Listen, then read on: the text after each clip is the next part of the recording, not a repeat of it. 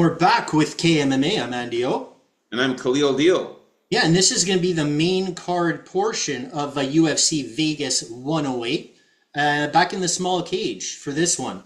So opening up the card here, we got Danny Silva against Kevin Vallejos. Next, we got Neil Magny against Elizeu Zaleski, followed by Carol Rosa against Nora Cornhole. Then we got in the feature fight Esteban Ribovic against Elvis Brenner. Then it's Chris Duncan against Matthias Rebecki. And in the main event, we got Tetsuro Taira against Hyun Sung Park, which is a very new main event here. So I'm going to throw it over to the real deal to kick things off. The man who knows his way to the best bargain.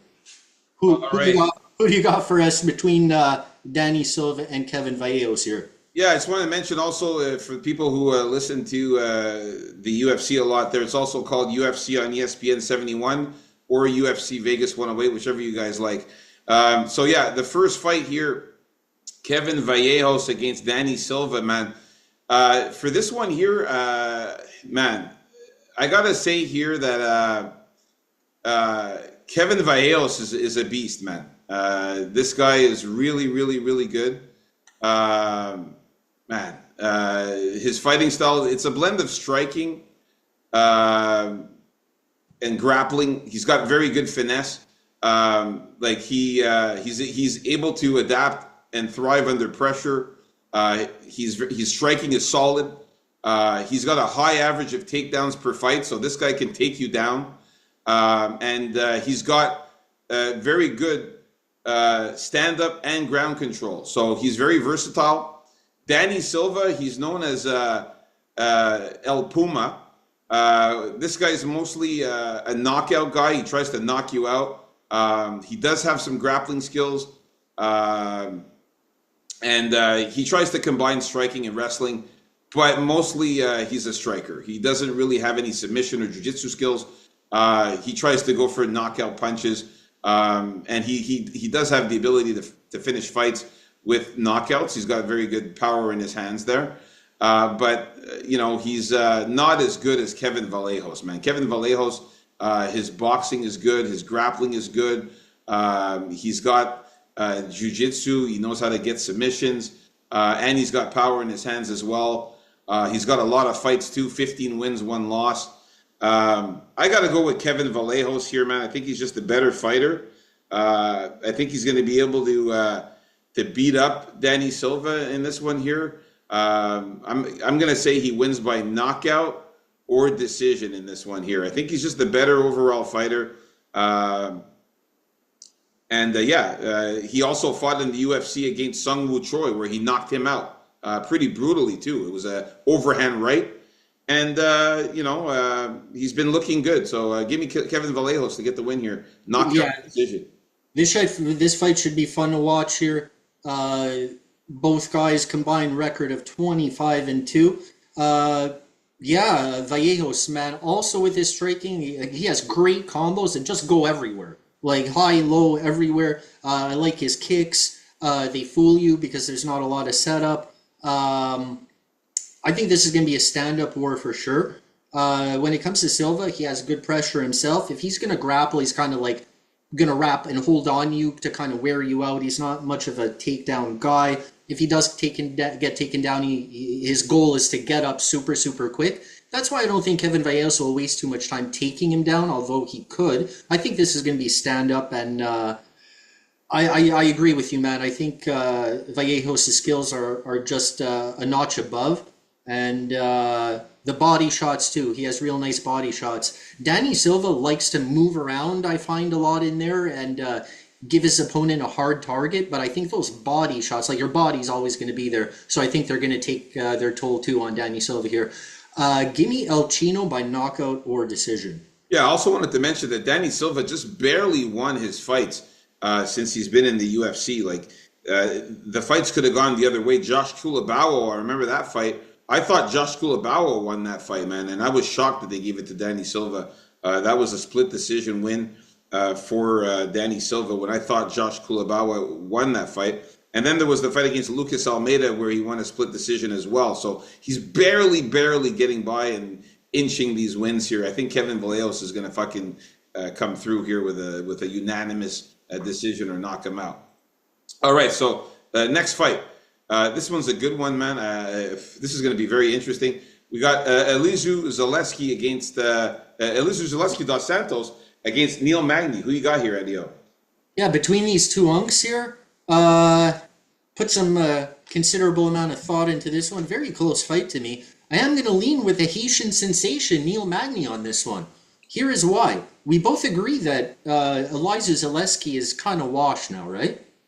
I mean, they're both washed, man. Well, the thing is, Neil Magny, he's always been washed. Well, so I think he's more used to it. I like his length here. When it comes to Zaleski, it's just that he doesn't do the things he used to do really well enough, like the ultra capoeira style, you know, the ultra spinning sidewinder kicks, and you know where his striking comes from. It's rooted in capoeira, and he doesn't do the excessive capoeira stuff as much because it takes a lot out of you. I think he gasses faster than Magny, and with Zaleski's the lessening of Zaleski's striking overall.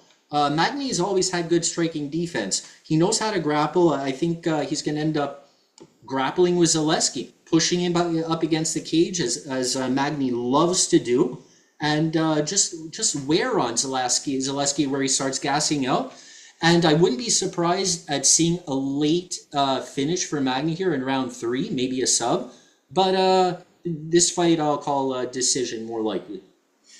Man, I can't go with Neil Magny, but I will say this though, maybe the sprinkle on the Neil Magny by decision might be interesting there in the betting. He loses to beasts though, not washed up guys. He's a decision machine, Neil Magny, so maybe the decision sprinkle. But yeah, I mean, Neil Magny, you know, he's a well-rounded guy, but he is starting to get washed up. Let's not forget he got knocked out in his last 2 fights, knocked out 2 times in a row.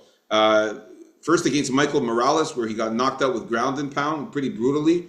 And then against Carlos Pratos with that left hook, put him to sleep. That was brutal. Yeah, Zaleski just not there. Yeah. And don't forget, Ian Machado Gary made this guy look like a fucking kid in there, man. He was laughing at him, kicking him in the ass, fucking smacking him around, beating the shit out of Neil Magny. And before those two guys, this guy's on an even higher level. And, you know, look, Neil Magny, he's known for his kickboxing. He's got some grappling. He uses his long reach sometimes. He's got good reach management in his striking and his grappling. He's able to control distance and grind out wins. That's why he has a lot of decision wins. His kickboxing background allows him to effectively use his reach advantage to strike from a distance. He's comfortable fighting in any position. And like I said, he's also good at takedowns and subs. But Zaleski, I think he has more power in his hands, man. And this is what I'm worried about because Zaleski can knock you out. He's got power in his hands. And if he clips Neil Magny again, Neil Magny seems to be getting fucking chinned lately. I think if he lands something on Neil Magny, that's it. It's lights out. He's known for his capoeira style, like you said. You know, he's a dynamic guy in the cage there. He uses Muay Thai, Brazilian Jiu-Jitsu, and capoeira. Not as much as anymore, like you mentioned. But his striking finesse is very, very good. He's able to finish fights effectively with knockouts. He's got flashy kicks. He's got good spinning attacks, unexpected strikes. And he overwhelms his opponents. He's very aggressive. I think that this one is the one for him to bounce back here. I think Elizeu Zaleski wins by knockout or decision. I really think he could finish off Neil Magny in this one. Like I said, I'm not thrilled about the back-to-back knockout losses from Neil Magny. And it's a concern. It's a concern. And you know, Zaleski, I do know you're gonna say, well, yeah, but Zaleski got knocked out. I know he got knocked out by Chitty Bang Bang, but he got caught with that knee, and that's what happened in that fight against Chitty Bang Bang. Chitty caught him with that knee, and then hit him with an elbow, and that's what knocked him out. But but also he was really hurting him with that knee like several times before he finally finished the job with it, you know? I thought he was doing a decent job in that fight before getting hit with that knee. I thought he was looking all right. So I think this is a bounce back fight here for Zaleski, and I think Neil Magny is just on the downhill, man. So give me Elizeu Zaleski by knockout or decision. So we're in disagreement with this one here. Let's move on. He's even older than Magny is. I didn't even realize. Yeah, that. by a year. Yeah. All right. So next fight we got. Oops. Oh, 1 second here. There you go. Yeah, next fight we got Carol Rosa against Nora Cornhole here. So for this one here, man, Andy O, I gotta say you convinced me, man. Oh, yeah, it's I'm going here though. Before that, I convinced you. You convinced me in this one, Andy O, I gotta say. Okay, so well, how do you like that? Looks like Oh, this is me. It's my turn. It's my it's turn. me. It's me. Because I started, and then it was you, then me. So Okay. So yeah, you convinced me in this one. So I got to go with I'm going with Nora Cornell. You convinced me in this one. At first I was going back and forth, wasn't sure who I was going to pick because Carol Rosa is supposed to be the better fighter than Nora Cornell. She's supposed to be, but she hasn't been doing it lately. And we saw that in her last fight against Eileen Perez. Got dominated by Eileen Perez in that fight. Eileen beat her up. Unanimous decision loss for Carol Rosa there. She lost to Irene Aldana, which is a fight I thought she should have been able to beat somebody like Irene Aldana, who was 14-7. And also lost to Norma Dumont by unanimous decision. She's only beating the real, like, lower level fighters who are no good anymore, like Yana Santos and Pani Kianzad. Like, she's really only beating the shitty fighters, I have to say it. Also, for example, Lena Landsberg, the old bitch, Nat Benez. Like, she's beating real lower level fighters, Beth Correa. So, and she's losing to, she's losing to the good fighters. And I think Nora Cornell is a good fighter. So, I'm going to go with Nora Cornhole, man. She's primarily a Muay Thai fighter. She's got championships in World Games, silver medalist in Muay Thai. She's very good at striking, very good at kicks, and she moves forward constantly with that Muay Thai stance. I think she's going to be able to fend off the takedowns from Carol Rosa. Carol Rosa needs to get this fight to the ground. Carol Rosa is a Brazilian Jiu-Jitsu background. She normally trains in BJJ since she's been young. She also has a bit of Muay Thai as well, but she's not a good striker. I find that she throws the same jabs all the time, and she doesn't use her grappling like she should. So if she does decide to be a grappler and a wrestler in this fight, she could beat Nora, but I don't think she does it because she hasn't been doing it. So give me Nora Cornhole to win by decision. She doesn't do it because she's not really that good at grappling, I don't think. She likes to keep it on the feet. She has good volume, and she leg kicks and real basic stuff. There's nothing I like more if I'm real tired before going to bed than to put on a Carol Rosa fight to keep me going. I'm telling you, really. This is the way Nora Cornhole is going to win the fight. And by the way, nice job on switching your pick. It's because she strikes with purpose. She has good combos, strong leg kicks like you mentioned that I love, and there's more pep on her strikes. I think her grappling is half bad. Notice I usually say half decent sometimes, but this one's half bad. She could pull off a surprising sub now and then like she did in her last fight, but this is not her game. She's a striker, and what's going to win her the fight are the harder... the harder impactful strikes that are going to be more noticeable to the judges, right? She's going to have more of those and therefore slightly more damage. And that's what I think is going to happen here. Rosa goes to a lot of decisions. I'd like to be able to say that the knockout is live here for Cornell, but I really don't think so. I think it's probably going to go to decision. And Cornell is going to win it because of moments and a little more damage. Yeah, I agree with you. Mindful of the low leg kicks, because if she lands 1,000 of them, the judges are going to say, oh, look how many leg kicks she landed. She, outstruck her so much, but, And that loss to Jacqueline Cavalcanti was very close, too. It was a split decision. It could have gone either way, too, in that one. So she's a good fighter, man. I'm gonna go with the dog again, man. We got a few dogs in this card here.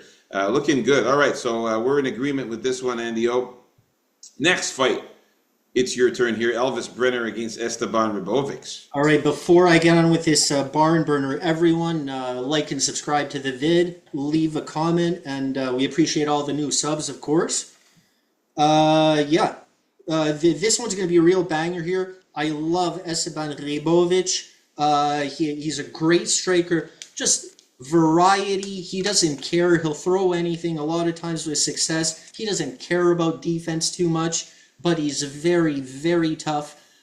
This guy seems to be around for a good time, not a long time in his fighting career. I'm glad he's here, and we should be appreciative of how long it lasts. Elvis Brenner, real good dog too. Good pressure. He's real tough as well. He goes for takedowns against the fence. More likely, tries to get those trips going. I think this is predominantly going to be a striking battle as well. I think it's going to be Brenner that's going to be going for the takedowns more, but I don't think he's going to have that much success. What else here? Yeah, that's about it, man. Give me Ribovic with a balls out win here. 50% knockout, 50% decision. Yeah, I gotta be in agreement, man. I think Elvis Brenner, he's a bit too wild out there. He's kind of he's not very technical. He's a shoot the box guy. He's very aggressive. He likes to move forward, striking with like heavy punches, heavy power. He throws combinations, but he often leads the close quarter exchanges where he gets a kind of what's the word, man? Like reckless, and then sometimes gets nailed with big shots. He does have. You mean he gets over aggressive? He's over aggressive, and he's also reckless at times. He's known for his powerful hands and his willingness to exchange and slugfest. That's what he likes. He likes it to be a slugfest. And he's got a strong grappling game, but doesn't use it as much as he should. He does have some submissions too, but Esteban Ribovics, this guy's more of a technical, smart fighter. He's also aggressive. He's got very good strikes. He's very good boxing. He fights in the orthodox stance, powerful punches and kicks. He's got some grappling ability and some decent submissions as well. He's got good submission defense. If ever he's in a position where they try to submit him, he's never been submitted because he's very good at defense. And his wrestling defense is very good as well. So I'm going to go with Esteban Ribovics. I think that he's going to clip Elvis Brenner. Elvis Brenner got knocked out in his last fight against Joel Alvarez. And that was a brutal knockout. The knees and then the ground and pound. I remember that was pretty brutal. And that's why he took some time off there, almost a year. And then before that, he lost to Miktabek Oralbai by unanimous decision. He got beat up in that fight. So, I think this is a bounce-back fight for Esteban Ribovics. I mean, the last fight, he could have beat Nasrat Haqparast. I thought that was a close fight, too. Yeah, I picked Haqparast in that one. Believe me, I wanted Ribovic to win, but I thought it was a tailor-made matchup there for Haqparast. And don't forget, Esteban Ribovics is the guy that knocked out Terrence McKinney with the head kick. So he's got good head kicks too. Early head kick knockout, that one. Yeah. And he beat Daniel Zellhuber also not long ago. And that was remember that fight? That was an excellent, fun fight. So give me Esteban Ribovics, the smarter fighter, the more technical fighter. I think he's going to knock out Elvis Brenner here or win a decision. So you never know. He could even maybe latch in a submission, but Brenner is pretty decent at subs too. All right, let's. So we're in agreement with Esteban here. Let's move to the co-main event fight here: Chris Duncan against Mateusz Rebecki. So for this one here, I got to go with Mateusz Rebecki, man. Chris Duncan's not going to get fluky again like he did last time against Jordan Vucenic. That fight was crazy. That fight against Vucenic, I think Vucenic just fucked up and got caught in a guillotine.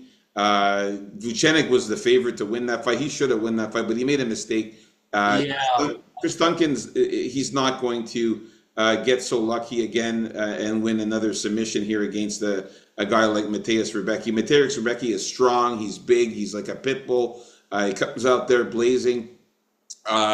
He's very powerful, and He also has submissions as well. He's got a very well-rounded game, 9 knockouts, 7 subs, 4 decisions. He's a good wrestler. He'll grab you, take you down, stay on top, use his power.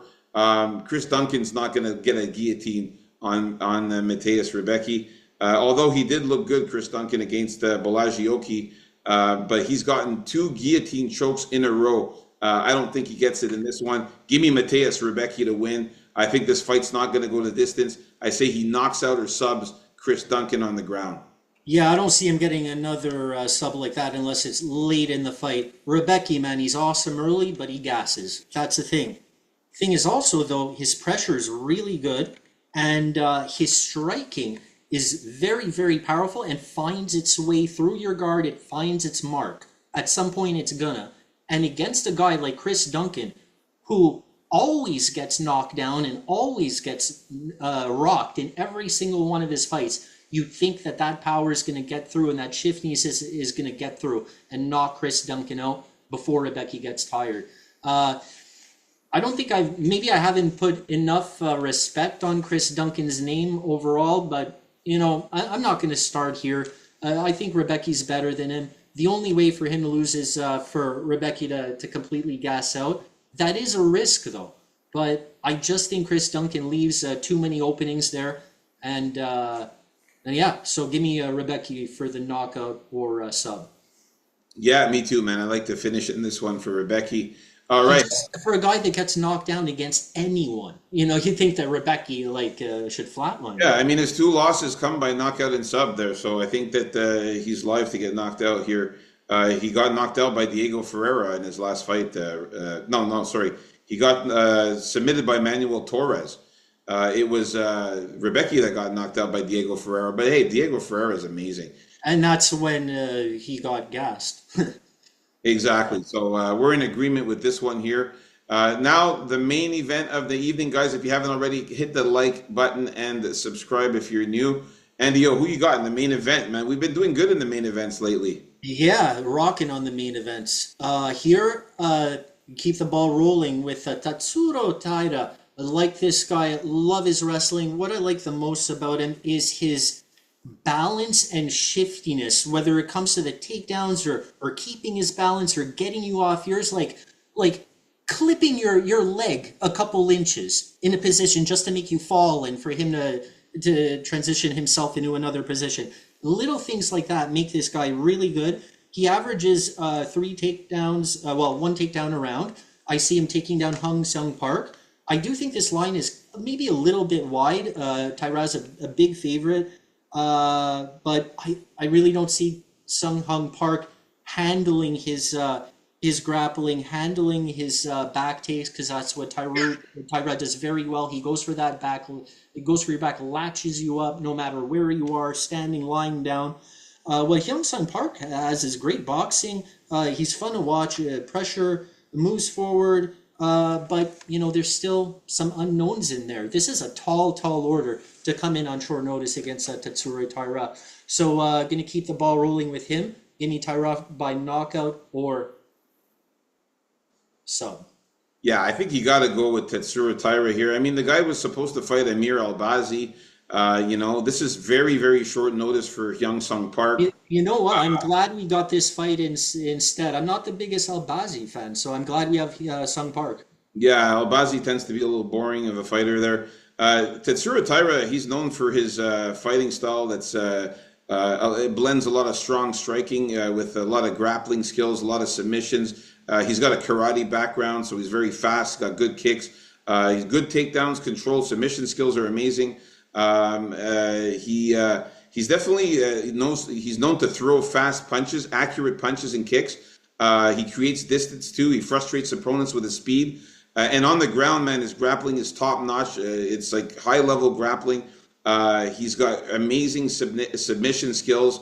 He controls people on the ground and keeps moving around until he gets that submission. His jiu-jitsu is top notch. I got to go with Tatsuro Taira. I think he wins by submission in this one, man.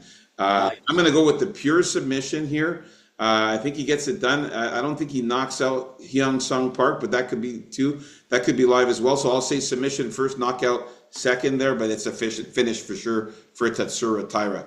So there you have it. Our early predictions and breakdowns for the main card. Like and subscribe. Hope you guys enjoyed the video. Can't wait till Friday to talk about our final thoughts and face-offs in our official. And our winning bets. Peace out, everyone. KAMMA.